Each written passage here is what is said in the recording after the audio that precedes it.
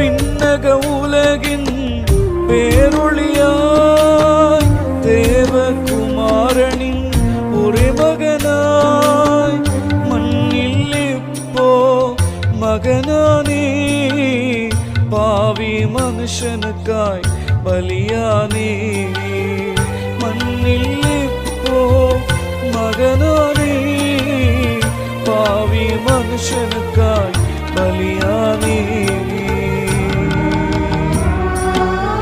பாவி மனுஷனுக்காய்